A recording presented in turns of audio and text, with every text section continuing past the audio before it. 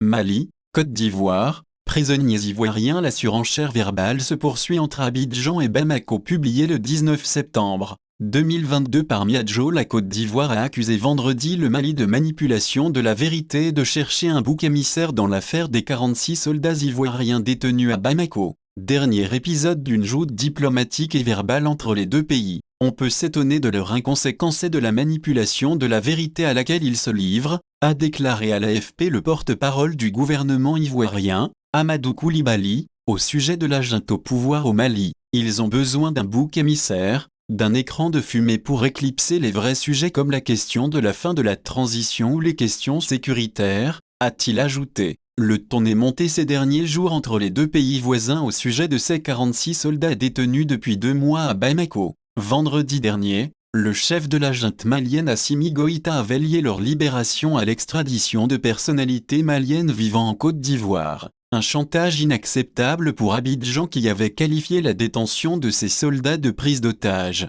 La Côte d'Ivoire a également demandé la tenue au plus vite d'un sommet extraordinaire de la Communauté économique des États de l'Afrique de l'Ouest, CEDEAO. Jeudi, le Premier ministre par intérim du Mali, le colonel Abdoulaye Maïga, a estimé que cette affaire était purement judiciaire et bilatérale et critiqué l'instrumentalisation de la CEDEAO par les autorités ivoiriennes. Il a également accusé le gouvernement ivoirien d'être animé par une volonté d'adversité, d'hostilité, et d'avoir transformé un dossier judiciaire en une crise diplomatique. Début septembre, une sortie de crise avait pourtant été envisagée avec la libération de 3 soldats sur les 49 interpellés, un geste humanitaire du Mali. Abidjan assure que ces soldats étaient en mission pour l'ONU, dans le cadre d'opérations de soutien logistique à la mission des Nations Unies au Mali, MINUSMA. Bamako les qualifie de son côté de mercenaires et les a inculpés pour tentative d'atteinte à la sûreté extérieure de l'État. Plusieurs médiations sont en cours pour obtenir la libération des 46 soldats toujours prisonniers,